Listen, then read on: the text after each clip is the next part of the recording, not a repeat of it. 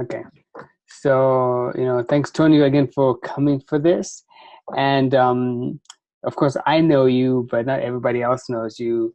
But basically, you're a self-published author, you're a social entrepreneur, you're a vlogger and blogger. I mean, you always have like inspirational content, like whether it's finding your purpose or passion. And so, really, thanks for taking the time to do this. And Yeah, thanks a lot. I appreciate the opportunity. yeah. And so I guess my first question is, you know, when you were writing your first book, what was the biggest challenge you were facing? So in terms of like, was there any like beliefs, limiting beliefs or myths that you had about writing before getting started? I would say, as far as like the myth is concerned, is there's a traditional route you can take where you give it to the major publications to see if they'll be interested in publishing your work. Right. But but in my uh, as far as my journey is concerned, I went the unconventional route, Mm-hmm. and I noticed that there was an opportunity to self-publish. And so once I came across that information, I then did some research and homework to Right. see the overall process, what it entailed, what it required. And after taking some notes, I Right. then explored doing it myself. So kind of do it yourself and see how it goes. So I kind of learned as I went along this journey to self-publish. And fortunate enough, I had a lot of content to pull from. So Right. I had been writing poetry for a long, long time. I would say probably for at least 15 years or so. Wow. And so I 15. had like I had like a full catalog of material. And so once I came across that I could actually self-publish, Right. I just pulled from the archives, if you will, Right. and selected the most relevant content I could pull that I thought stood out the most, and I was able to put together a compilation of my poetry. So um, I divided it into five. So I published them in a series of five altogether Okay. because I had so much content. Right. So I mean, lucky for me, there was an avenue, there was a path for me to take advantage of where I didn't really have to um, deal with the gatekeepers, if you will, Right. or seek approval from the mainstream outlets or the mainstream mediums that are out there, and I was Right. able to plug in through self-publishing. No, I'm so glad, and that's true. I'm so glad you brought it up because a lot of people they have this thinking that they have to go through like a traditional publisher, get an agent to kind of promote your book to the publisher so they can publish it for you. But nobody really Right, knows that you can actually self-publish it for yourself for free. You own all the rights. You keep right, most of the royalties, and really you control everything. At the same time you are the ones that have to sell it. And in fact, right, right, even if you went to the traditional publisher, you still have to go sell it. Like it's not like they're gonna do all the job for you. So it's kind of like right. you take ownership of everything, which is a lot of work, but at least it's yours to own. Exactly. So yeah, so not a lot of people know that, and you are very lucky because you already had like so much content. It wasn't about restarting anything. It was really just let me put it all together, organize it in a way that's easy for people, and just publish it, and you're done. You just get maybe a cover Right, and done. right, right. Yeah. So when you were going for, so as you were creating it, what was your theme for the first book like? Because you have so much. like what, how did you come up with the idea of like, okay, this is the one idea I want this book to be presented, like the one message that I want? How did you go about that? Yeah, I would say that most of my content was from my personal experience, my upbringing, Mm, how I was raised, in particular, amongst I was American immigrants, so my right, parents are from Ghana, and so I was very exposed to their culture, their tradition, right, and so I pulled from that experience. That was my reference point, and so a lot of my poetry uh, related to that or derived from that, right. and so I use words as a means to, one aspect was just it was a form of therapy. Mm-hmm. So it was very therapeutic for me. I feel like I'm in a peaceful place when I write, and so a lot of what I do write as well tends to be about positive aspects of my life.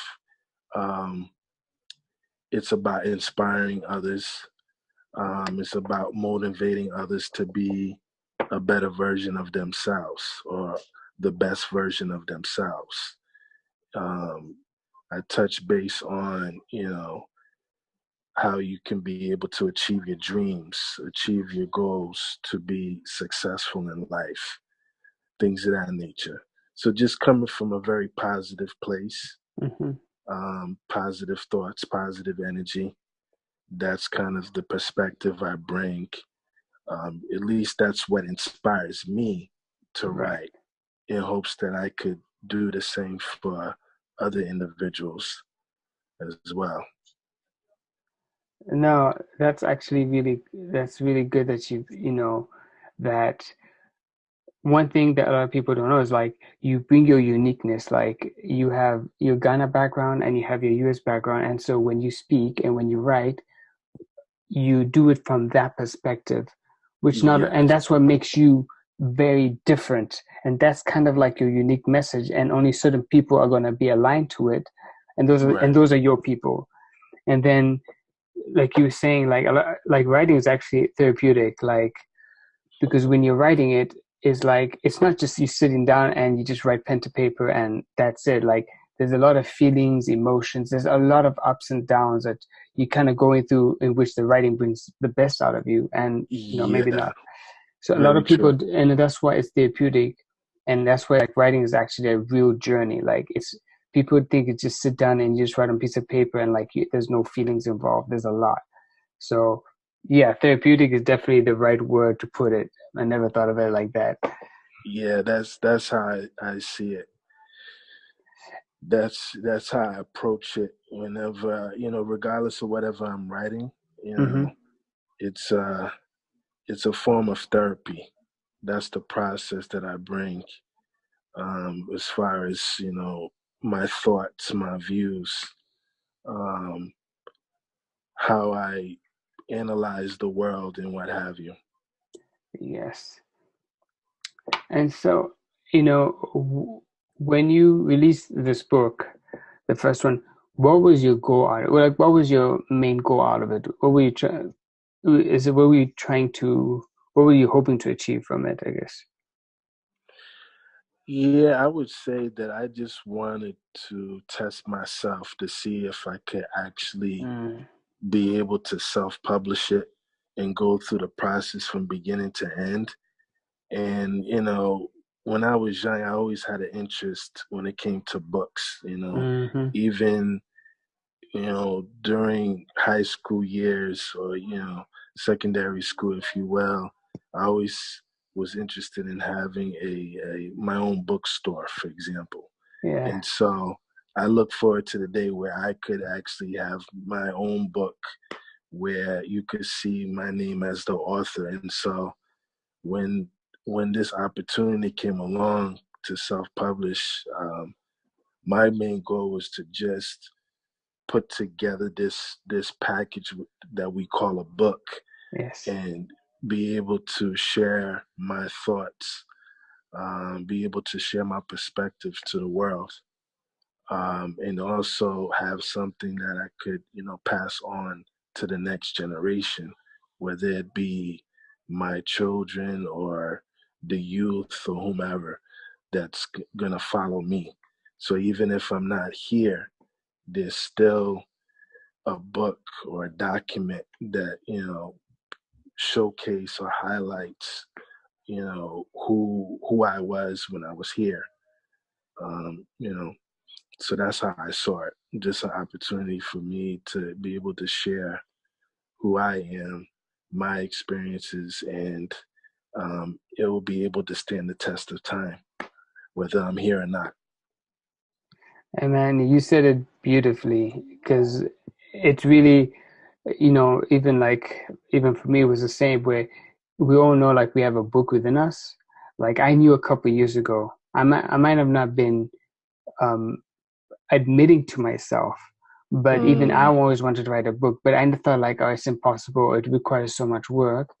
And then, yeah, like you said, when the opportunity comes, you take it. And most important, I mean, you're leaving this legacy, like you're leaving it for your kids, your grandkids. Even though you never meet them, at least they know something about you.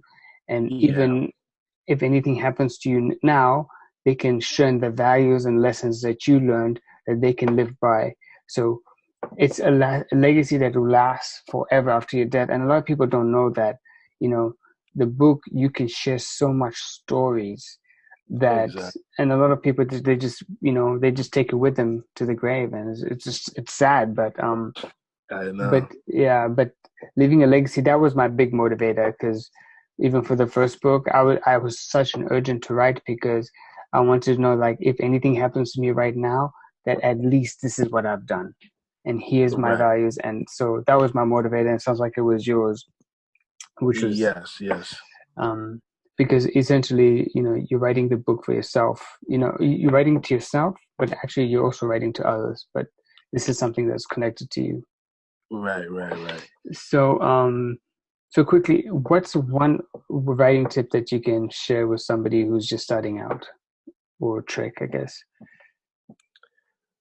I would say that if you have a life event or something significant that takes place and you're able to document it, whether it's on the spot or, as soon as possible, Right. you know, follow through on that because while it's still fresh in your mind, that's the perfect time for you to kind of just uh, put it on the paper and release it.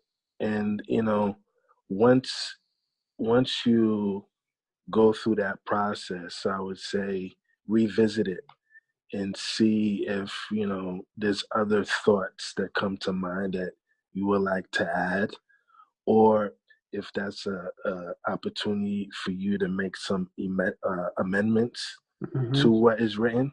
Right. And so for me, it's kind of like I let it sit and marinate for a bit and then revisit it. So at least 3 or 4 times Hmm. around around that number of times before I can kind of settle and be complete and accept it for what it's worth and move on to something else. But sometimes you let the spirit move you and you write down what comes to your mind and let it let it simmer Hmm. for a bit. It's almost like you're cooking something on the pot. Right. Um, and then when you add the necessary ingredients, the necessary flavors, the seasoning, and what have you, it will reach a point where it's ready to be shared. That's how I see it. No, man, great trip. I mean, that's a great trip, and it's just, right from the heart. Right. Know that writing is actually, it's a sacred place, and, it's coming, whatever comes to you, just let it out, put it on Yeah. paper, sit for it, wait the Yeah. next day, and then see how you feel, and then Hmm. just continue, because, Right. it's not something you take lightly, and anything that comes from the spirit or from the heart takes a lot of energy, and you want to respect it as well. Right. Right, right, right. No, Tony, thanks so much. I know people that are watching this are going to find this useful, and I think a lot of people, they're going to relate to us and kind of, the struggles that we have to do to, get the book out, and the beliefs that we think this is how what you have to do to get a book when there's so many options. So thanks again, Tony, and we'll definitely keep in touch. All right, thanks a lot. It was my pleasure. Have a good Awesome. one. Take care. You too, man. All right. Bye. All right, then later.